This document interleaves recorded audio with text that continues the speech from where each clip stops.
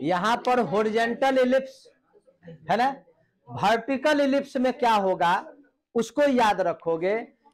जब major axis x axis पर होता है और सेंटर ऑफ इलिप्स ओरिजिन पर रहता है तो उसको हॉरिजॉन्टल इलिप्स कहते हैं।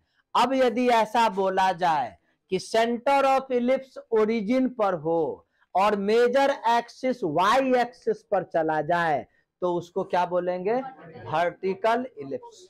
फिगर देखो ऐसा होगा, यहां भी अगर मान लो मेजर एक्सिस की लंबाई A2A माना जाए, माइनर एक्सिस की लंबाई 2B माना जाए और फोकाई के बीच का डिस्टेंस 2C लिया जाए जैसा यहां है, तो यहां पर सभी का कोऑर्डिनेट क्या हो जाएगा, इसका कोऑर्डिनेट हो जाएगा 0A, चूंकि ये वाई एक्सिस पर है, वाई एक्सिस पर एक्स कोऑर्डिनेट 0 होता है।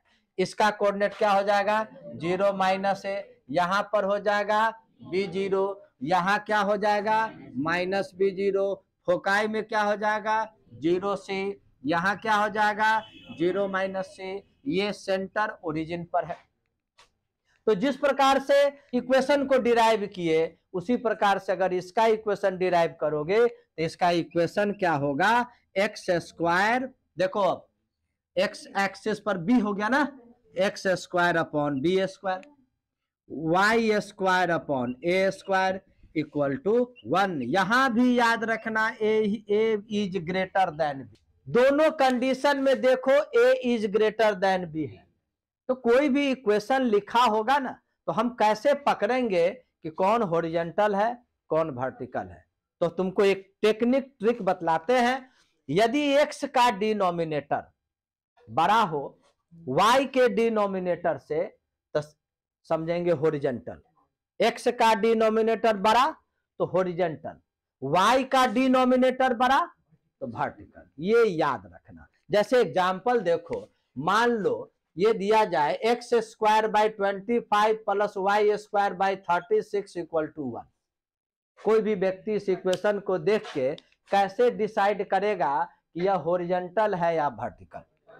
तो देखो वाई स्क्वायर का डिनोमिनेटर बड़ा है ना, तो इसका मतलब यह कौन सा इलिप्स है, यह वर्टिकल है। यदि मान लो लिखा हो एक्स स्क्वायर बाई सपोज करो 25 plus Y square equal to मान लो 10, अब बोलो एक्स स्क्वायर का डिनोमिनेटर बड़ा है तो इसका मतलब ये हुआ हॉरिजॉन्टल। एक आइडिया दिए। दूसरा आइडिया हमेशा याद रखना, जो वैल्यू देखो यहाँ 25 किसका स्क्वायर होता है 5 का स्क्वायर, ये 6 का स्क्वायर, तो बड़ा वाला जो होगा ना उसी को ए मानना हमेशा, है कि नहीं, बड़ा वाला को ए मानना जो मेजर एक्सिस का होगा और छोटा वाला को बी मानना। अगर सपोज करो यही इक्वेशन है तो बड़ा कौन है 25, 25 किसका स्क्वायर है 5 का, इसका मतलब ए का वैल्यू 5, हमेशा बड़ा वाला को ए लेंगे। 10 किसका स्क्वायर है रूट अंडर 10 का, 10 हम यहां पर 36 के बदले जान से 10 लिखे ताकि स्क्वायर नहीं है यह, तो रूट 10 का स्क्वायर है तो बी का वैल्यू रूट 10। तो बोल दो सी का वैल्यू क्या हो जाएगा, इस फॉर्मूला पर आ जाओ, आ गए ना। इस फॉर्मूला पर क्या लिखोगे, under root A square minus B square. B और सी की जानकारी हो जाएगी तो कुछ भी निकाल सकते हो ना। तो बोलेगा मेजर एक्सिस का लेंथ बतलाइए तो 2 5 जा 10, माइनर एक्सिस का लेंथ बतलाइए तो 2 रूट अंडर 10। एसेंट्रिसिटी भी तो बतलाए हुए हैं, एसेंट्रिसिटी का फॉर्मूला होता है, हम सभी का टेबल बनावेंगे कुछ देर के बाद, लेकिन अभी आइडिया दे रहे हैं। एसेंट्रिसिटी का फॉर्मूला होता है सी अपॉन ए, सी का वैल्यू मालूम है, ए का वैल्यू मालूम है, हम दोनों का वैल्यू पुट कर देंगे तो एसेंट्रिसिटी निकल जाएगा। लेंथ ऑफ लैटस रेक्टम क्या हो जाएगा 2b स्क्वायर बाई ए, और बी और ए का वैल्यू पता है, आराम से पुट कर देंगे। क्लियर है कि नहीं। बोलेगा मेजर एक्सिस का इक्वेशन बतलाइए, तो चूंकि ये हॉरिजॉन्टल है यानी हॉरिजॉन्टल है तो मेजर एक्सिस एक्स एक्सिस पर है, तो जब एक्स एक्सिस पर है तो y इक्वल टू 0, जब मेजर एक्सिस एक्स एक्सिस पर है तो माइनर नेचुरली y पर चला जाएगा, तो माइनर एक्सिस का इक्वेशन क्या हो जाएगा x इक्वल टू 0। बात को फॉलो किए कि नहीं? इस तरह से हर चीज को हम लोग यदि कौन इलिप्स है ये अगर जान ले और एबीसी का वैल्यू निकाल ले तो इसका पूरा जो रिजल्ट है, फैक्ट्स, लेंथ ऑफ जो भी चीज पूछा जाएगा वो हर चीज निकाल लेंगे। उसका हम तुमको टेबल बतलाते हैं, वो टेबल पर ध्यान दो। शानदार टेबल बन गया। अब इसका पूरी बात को फैक्ट्स लिख दिए हैं, हर चीज कैसे बनाओगे। हॉरिजॉन्टल हुआ तो ऐसा अंडा, वर्टिकल हुआ तो खरा टाइप का अंडा, ये सब दोनों स्टैंडर्ड फॉर्म, हंसने की जरूरत नहीं, दोनों स्टैंडर्ड फॉर्म है।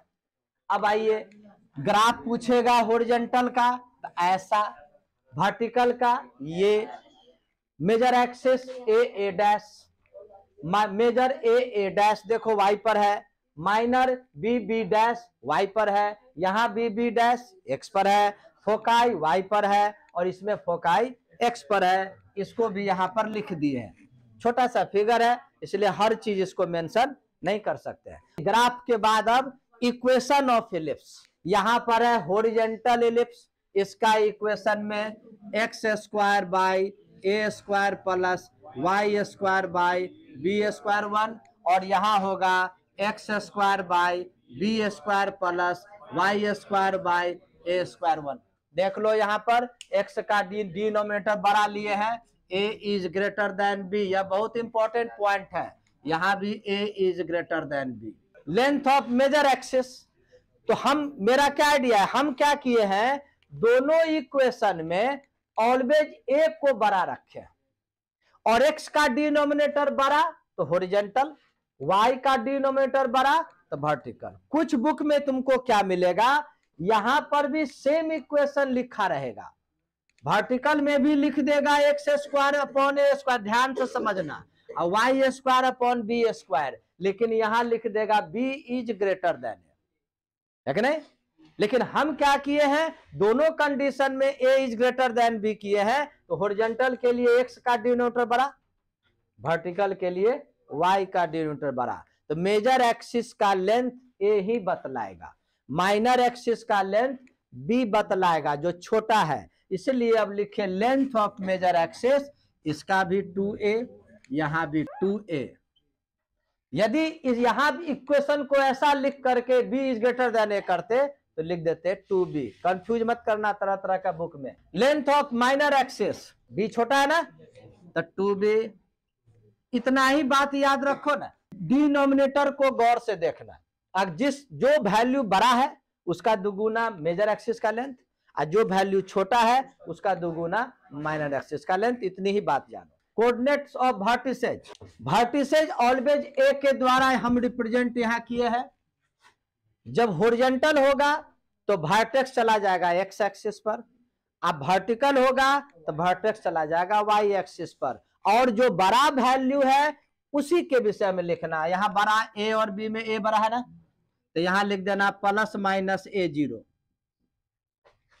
और यहां बड़ा, यहां पर ए है तो यहां लिख देना प्लस 0 प्लस माइनस ए। आदत डाले, जो वैल्यू बड़ा है तो हॉरिजॉन्टल में उसी को प्लस माइनस और वर्टिकल में उसी को, लेकिन ये एक्स कोऑर्डिनेट 0, इसका एक्स कोऑर्डिनेट, ये वाई कोऑर्डिनेट 0, क्योंकि एक्सिस चेंज करता है। कोऑर्डिनेट्स ऑफ फोकाई, फोकाई में क्या करोगे, ना तो ए लिखोगे ना ही बी लिखोगे। एक तीसरा वैल्यू था सी, सी कैसे मालूम होता था वो फॉर्मूला तुमको पता है, फिर भी यहाँ पर जगह होगा तो लिख देंगे। तो यहाँ पर अगर हॉरिजॉन्टल है तो लिख दोगे प्लस माइनस सी 0, यहाँ पर 0 प्लस माइनस सी, क्या, और सी का जो फॉर्मूला है उसी पर हम लोग तैयार कर देंगे। देखो कैसे तैयार करते हैं, सी का formula root under a square minus B square 0, समझ में आ गई, कंसेप्ट क्लियर हुआ। यहाँ क्या लिख दोगे, ये 0 plus minus root under a square minus B square, clear. एक और देखो, तुमको पढ़ाए हुए हैं, ये चीज पढ़ाए हुए हैं, उसमें और आनंद आएगा। तुम ये चीज पढ़े हुए हो E equal to c by a, c और ए का रेशियो ऑलवेज कांस्टेंट होता है, व्हिच इज कॉल्ड एसेंट्रिसिटी, है ना। तो C इक्वल टू क्या हो जाएगा, ए ई, गौर कर रहे हो, C इक्वल टू क्या हो जाएगा, AE, ये एक्स्ट्रा में यहाँ हम लिखे हुए हैं। तो जहां C है वहां क्या लिख सकते हो, AE। तो चलिए यहाँ C है तो क्या लिख सकते हो, प्लस माइनस AE 0। तो यानी C को सिंपल C भी लिखा जा सकता है, C को root under a square minus B square भी लिखा जा सकता है, C को AE भी लिखा जा सकता है। तो यहां भी तुम चाहोगे तो लिख दोगे क्या चीज, 0 प्लस माइनस AE। एसेंट्रिसिटी बोलेगा आप इलिप्स का एसेंट्रिसिटी बतलाइए, यही ना हुआ C बाई ए। तो क्या लिख दोगे, C अपॉन ए, या नहीं तो root under a square minus B square. Same चीज यहां भी लिखोगे, लेंथ ऑफ लैटस रेक्टम यहां भी लिखोगे 2b स्क्वायर बाई ए, और यहां भी लिखोगे 2b स्क्वायर बाई ए। क्या देखते हो, जब कभी भी हॉरिजॉन्टल इलिप्स होगा तो मेजर एक्सिस एक्स एक्सिस पर आता है, और एक्स एक्सिस का इक्वेशन y इक्वल टू 0 और y एक्सिस का इक्वेशन x इक्वल टू 0। चूंकि यहाँ मेजर एक्सिस एक्स एक्सिस पर है इसलिए y इक्वल टू 0, यहाँ मेजर एक्सिस y एक्सिस पर है तो x इक्वल टू 0 से रिलेटेड प्रॉब्लम बना सकते हो। इसको आप तुमको याद रखना होगा।